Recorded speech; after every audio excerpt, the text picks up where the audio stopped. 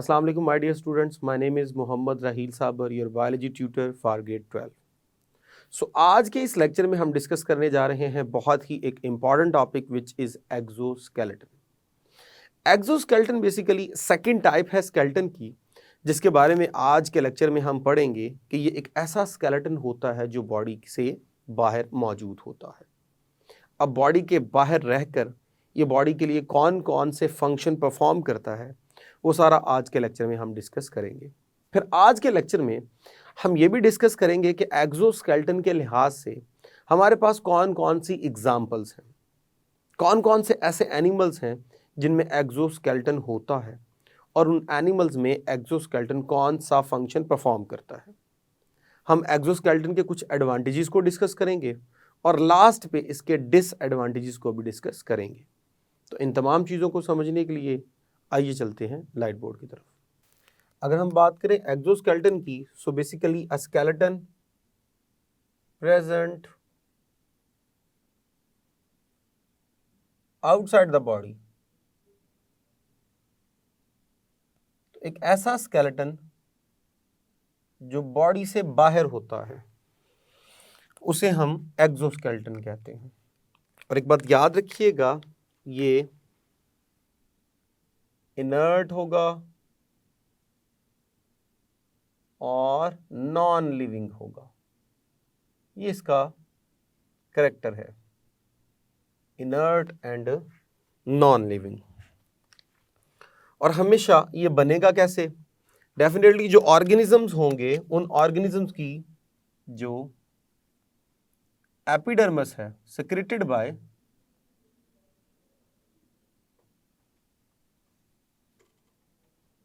Epidermal tissues. सो जो epidermal tissues होंगे वो कुछ सिक्रीशंस पैदा करेंगे, कुछ केमिकल्स पैदा करेंगे। वो केमिकल्स बॉडी के बाहर आकर क्या करेंगे? कवरिंग बना लेंगे, जो कि स्केलेटन का क्या करेगी? काम करेगी।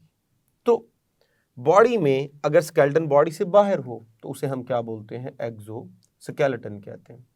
ये जो एक्सोस्केलेटन होता है बहुत हार्ड होता है, इनर्ट होता है और नॉन लिविंग होता है। जब नॉन लिविंग है तो डेफिनेटली ये बॉडी के साइज के साथ साथ ग्रो नहीं करेगा। बना कैसे? हमने कहा बॉडी के जो आउटरमोस्ट लेयर होती है सेल्स की, उन्हें हम बोलते हैं एपिडर्मल टिश्यू। ये जो एपिडर्मल टिश्यूज होते हैं दे सिक्रीट स्पेसिफिक केमिकल्स, और ये जो केमिकल्स होते हैं they will join together to form a specific hard material, hard structure, जो कि क्या करेगा? बॉडी का स्केलेटन का काम करेगा। अगर हम बात करें एक्सोस्केलेटन की तो consist of two layer. So exoskeleton consist of two layers। अब वो दो लेयर्स कौन कौन सी हैं? एक हमारे पास होगी एपीक्यूटिकल और सेकंड को कहा जाता है प्रोक्यूटिकल। ये दो हमारे पास जो है वो लेयर होती हैं। अगर मैं बात करूं एपिक्यूटिकल की तो ये मेरे पास होगी आउटर लेयर,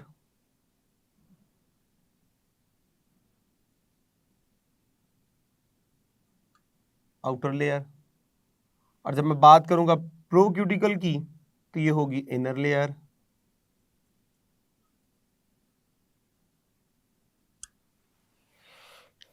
जब हम बात करते हैं एपिक्यूटिकल की तो ये क्या करती है? एक्सटर्नल एनवायरनमेंट को फेस करती है। और जब हम बात करते हैं प्रोक्यूटिकल की तो ये इनर एनवायरनमेंट को, यानी it will touch with the body of the organism. तो ये बॉडी को क्या कर रही होती है? अटैच कर रही होती है। तो हमारे पास जो एपिक्यूटिकल है, अगर विद रिस्पेक्ट टू कॉम्पोजिशन देखें तो ये लिपोप्रोटीन की और वैक्स की बनी होती है। जब ये लिपोप्रोटीन की और वैक्स की बनी है तो इसका काम क्या होगा? Prevent the loss of water, prevent loss of water, loss of water, और साथ ही साथ माइक्रो ऑर्गेनिजम्स की जो एंट्रेंस होती है उससे भी ये क्या कर रही होती है, प्रिवेंट कर रही होती है। और अगर हम बात करें प्रोक्यूटिकल की, तो with respect to composition it consist of chitin, polysaccharide,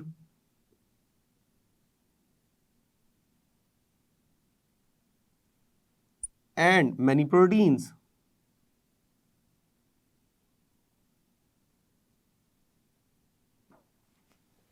दो बेशुमार प्रोटीन्स भी इसमें शामिल होंगी। तो इसका मतलब ये हुआ कि इसके बारे में हम कह सकते हैं ये हमारे पास होगा मोस्ट थिक एंड रिजिड। ये बहुत ज्यादा थिक होगा, बहुत ज्यादा रिजिड होगा जो प्रोक्यूटिकल है, और साथ ही साथ ये जो स्केलेटन है also thickened by the addition of substances। तो मजीद सब्सटेंसेस को ऐड करके इसको मजीद with the passage of time thick किया जाता है। So this phenomena called as sclerotization, जिसमें मजीद जो है वो थिक किया जाएगा by the addition of some substances, mostly chitin वगैरह ऐड करके, लिग्नन वगैरह ऐड करके, कैल्शियम कार्बोनेट वगैरह ऐड करके इसको मजीद जो है वो क्या किया जाता है, थिक किया जाता है। अगर हम एग्जाम्पल्स देखें तो हमारे पास एक्सोस्केलेटन में एग्जाम्पल्स के तौर पे दो मेजर एग्जाम्पल हैं। एक को हम कंसिडर करेंगे एज ए सिंपल एक्सोस्केलेटन के अंदर, और एक को हम डिस्कस करेंगे कॉम्प्लेक्स एक्सोस्केलेटन के अंदर। अगर हम सिंपल की एग्जाम्पल में आए तो वो है जी मोलस्क,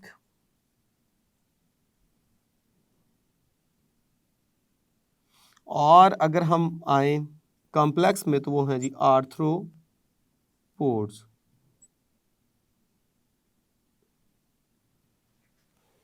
तो आइए जी हम बात करते हैं with respect to simple exoskeleton. So simple exoskeleton,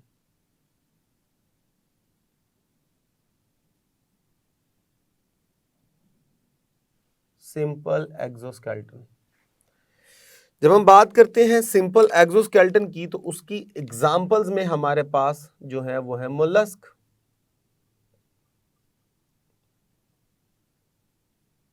mollusc, अभी जो मोलस्क हैं इनमें अगर हम बात करें स्नेल की, स्नेल, तो इसमें वीक एक्सोस्केलेटन होता है, एक वीक एक्सोस्केलेटन है, और वो हाईली कॉइल्ड होता है, हाईली कॉइल्ड। अब असल में होता यह है कि ऑर्गेनिज्म अपनी सराउंडिंग में एक्सोस्केलेटन बनाता है। अब चूंकि एक्सोस्केलेटन इनर्ट है, हार्ड है, डेड है, वो बॉडी के साइज के साथ ग्रो नहीं कर सकता, तो इसलिए जैसे ही बॉडी ग्रो करती है तो वो एक नया कंपार्टमेंट जो है वो डेवलप करती है। जब नया कंपार्टमेंट डेवलप होता है तो बॉडी माइग्रेट कर जाती है towards the next compartment. Suppose ये बॉडी ने फर्स्ट कंपार्टमेंट बनाया था जिसके अंदर ऑर्गेनिज्म जो था वो रह रहा था। अब जैसे ही बॉडी का साइज जो है वो बड़ा होना है तो एक नया कंपार्टमेंट डेवलप करेगा और बॉडी को शिफ्ट कर लेगा उस कंपार्टमेंट में। बॉडी ने और ग्रो करना है तो एक नया कंपार्टमेंट, और ग्रो करना है तो एक नया कंपार्टमेंट। इस तरह बॉडी जो है वो कंपार्टमेंट्स बनाती रहती है नए शेल्स में, नए शेल्स की जो लेयर्स हैं वो बनाती रहती है और शिफ्ट करती रहती है अपने आप को नए से नए कंपार्टमेंट में। और फाइनली जब फाइनल ग्रोथ हो जाती है तो बॉडी अपने आप को फाइनल कंपार्टमेंट में ले आती है जहाँ पे वो क्या करती है, परमानेंट ग्रो करती है और परमानेंट अपनी लाइफ को स्पेंड करती है। तो इस तरह एक हाईली क्वाइल्ड हमारे पास जो है वो बन जाता है शेल। अब इससे मुराद ये कभी ना लीजिएगा कि ये ग्रो कर रहा है, शेल ग्रो नहीं कर रहा, बल्कि हर दफ़ा एक नया कंपार्टमेंट डेवलप किया जा रहा है। पुराना कंपार्टमेंट छोड़ के ऑर्गेनिज्म अपने आप को नेक्स्ट नए कंपार्टमेंट में शिफ्ट कर रहा है। और फाइनली द लास्ट वन जो है हमारे पास वो सबसे बड़ा होगा, और फाइनली ऑर्गेनिज्म वहाँ पे अपने आप को परमानेंट क्या रखता है, रिटेन रखता है।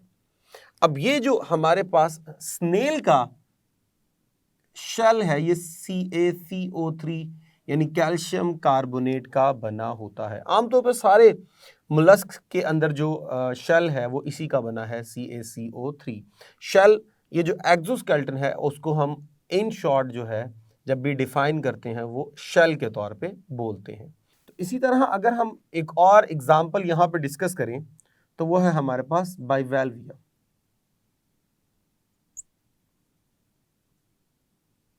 बाइवेल्विया जिन्हें हम आसान अल्फाज में सीप बोलते हैं, सिपियां। अब इनमें जो है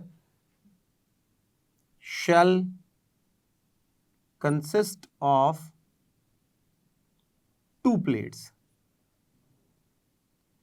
इनका जो शेल होता है वो 2 प्लेट्स में होता है, जिसकी प्रॉपर ओपनिंग और क्लोजिंग भी होती है। ऐसे करके शेल होगा, वो ऐसे करके बंद और खुलता है।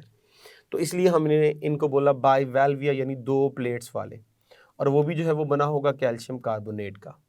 तो ये जो 2 हमने एग्जांपल्स डिस्कस की हैं, इनमें फ्रेश वाटर मसल्स हमारे पास आते हैं। तो ये जो हमने 2 एग्जांपल्स डिस्कस की हैं, ये की हैं with respect to simple exoskeleton. आइए जरा डिस्कस करते हैं with respect to complex exoskeleton.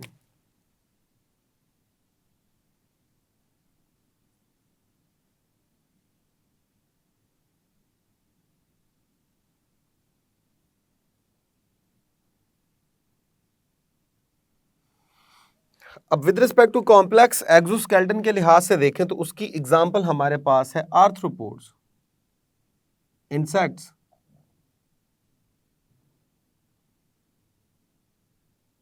इनमें हाईली कॉम्प्लेक्स एक्सोस्केलेटन है जी, हाईली कॉम्प्लेक्स। और ना सिर्फ हाईली कॉम्प्लेक्स है बल्कि वेल अडेप्टेड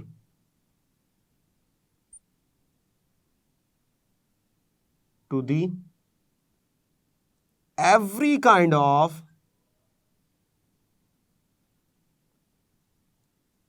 environment। हर तरह के environment में ये बहुत ही वेल अडेप्टेड है, क्योंकि ये वाटर में भी रहते हैं, ये सॉइल में भी रहते हैं, इनमें से कुछ जो है वो हवा में भी उड़ते भी हैं। तो हर तरह के environment में ये बड़ा वेल जो है वो अडेप्टेड होता है। आखिर कौन कौन सी अडेप्टेशंस इनमें हैं, आइए जरा इनकी अडेप्टेशंस को देखते हैं। तो अडेप्टेशंस में number 1, prevent the loss of water. Number 2, form internal ridges for attachment of body। मिसाल के तौर पे सपोज कर लीजिए मैं कहता हूं ये मेरे पास बाहर जो है ये एक्सोस्केलेटन का एपिक्यूटिकल है,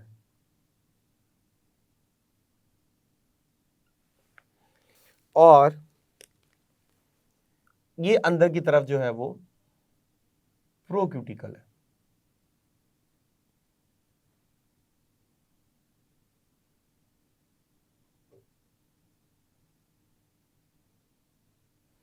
तो चेक कर लीजिए ये जो प्रोक्यूटिकल है ये अंदर की तरफ कुछ रिजिस बना रहा है, कुछ एजिस बना रहा है।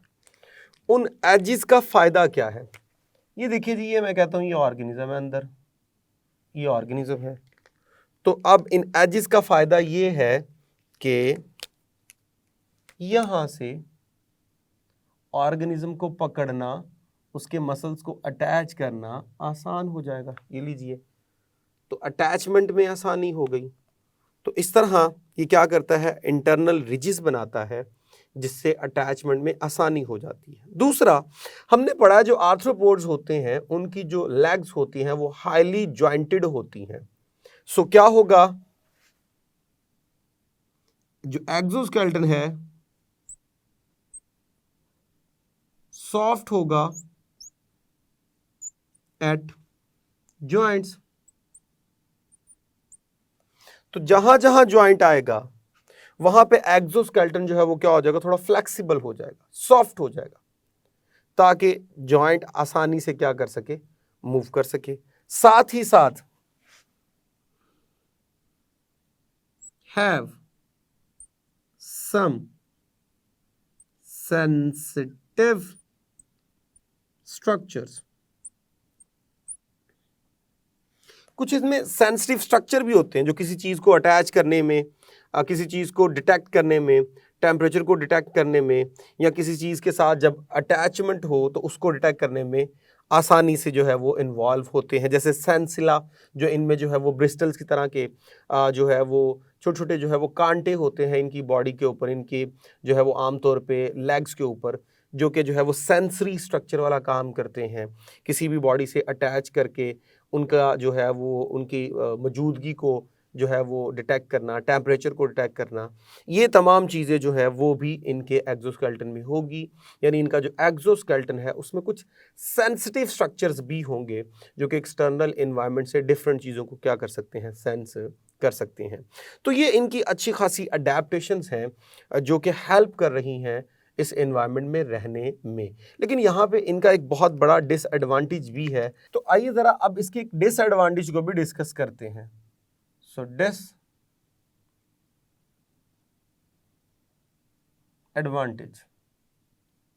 अब इसका डिसएडवांटेज क्या है?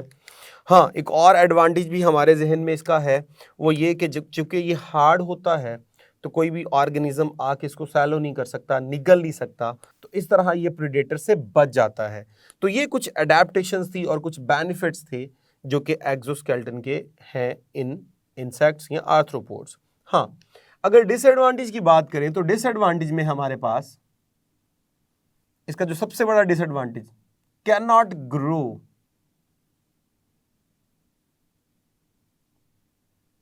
with the growth of the body।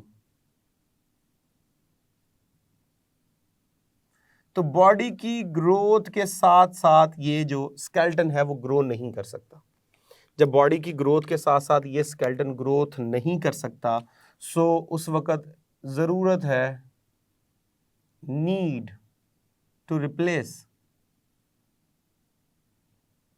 The old one with new one. तो उस वक्त जरूरत है कि पुराने को रिप्लेस कर दिया जाए और नए को उसकी जगह बनाया जाए। So that mechanism in which old exoskeleton is replaced by new exoskeleton called as ekdysis or molting। ekdysis or molting। So that mechanism in which old exoskeleton is replaced by the new one, this mechanism is called as ekdysis। और इसकी जरूरत क्यों है? क्योंकि हमारे पास जो exoskeleton है वो बहुत ज़्यादा हार्ड है, उसको रिप्लेस करना जो है वो बहुत ज़्यादा ज़रूरी है ताकि बॉडी जो है वो क्या कर सके, प्रॉपरली ग्रो कर सके। अब इसके मैकेनिज्म को समझने की कोशिश करते हैं कि इसमें होता क्या है। सो इसके स्टेप्स में द फर्स्ट वन इज, जो बॉडी के हाइपोडर्मल ग्लैंड होंगे, हाइपोडर्मल ग्लैंड्स, वो क्या करते हैं, सिक्रीट करते हैं एक एंजाइम जिसे हम कहते हैं एक्डायसोन। एक्डायसोन रिलीज करते हैं जो कि क्या करेगा, विच डाइजेस्ट प्रोक्यूटिकल। तो क्या किया जाएगा, सिक्रीशंस पैदा की जाएंगी by hypodermal gland. Hypodermal gland क्या करेगा, ये जो प्रो क्यूटिकल है इसके ये एजेस वगैरह ब्रेक करना शुरू कर देगा, यहाँ से एजेस ब्रेक हो जाएंगे और सारे का सारा प्रो क्यूटिकल जो है वो ऐसा ऐसा क्या होना शुरू हो जाएगा, डाइजेस्ट होना शुरू हो जाएगा। जब ये डाइजेस्ट होना शुरू हो जाएगा तो यहाँ पे क्या हो जाएंगे जी, पोर्स बनना शुरू हो जाएंगे। सो क्या होगा, जो आपके पास प्रो क्यूटिकल है डिवाइडेड इनटू पोर्स, पोर्स में डिवाइड हो जाएगा। जैसे ही पोर्स में डिवाइड होगा बॉडी क्या हो जाएगी, सेपरेट हो जाएगी, सेपरेटेड। अब उसके बाद क्या किया जाएगा, न्यू प्रोक्यूटिकल एंड एपिक्यूटिकल सेक्रेटेड। अब नया प्रोक्यूटिकल और एपिक्यूटिकल क्या किया जाएगा, सेक्रेट किया जाएगा। बॉडी सेपरेट हो गई, बाहर निकल आया ऑर्गेनिज्म और नया प्रोक्यूटिकल और एपिक्यूटिकल जो है वो सेक्रेट किया गया। लेकिन वो प्रो और एपिक्यूटिकल बहुत ज्यादा हार्ड नहीं होता, वो इलास्टिक होता है। अब बॉडी अपना साइज गेन करना शुरू करती है। अब जैसे ही एक स्पेसिफिक साइज अचीव हो जाता है तो एंड पे क्या किया जाता है, एंड पे किया जाता है हार्डनिंग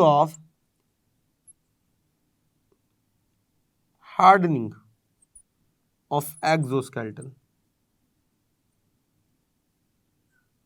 उस एक्सोस्केलेटन को हार्ड किया जाता है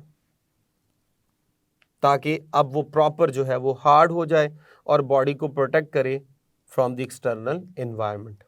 ये मैकेनिज्म है, ये स्टेप्स हैं जिनके थ्रू एक्डाइसिस का प्रोसेस परफॉर्म किया जाता है। अब यहाँ पे एक बात याद रखना जरूरी है कि जब ऑर्गेनिज्म एक्डाइसिस परफॉर्म कर रहा है, एक्सोस्केलेटन उतार चुका है। अब एक्सोस्केलेटन ही बचाता था कि कोई प्रेडेटर आके उसके ऊपर अटैक ना कर ले, उसको खा ना जाए।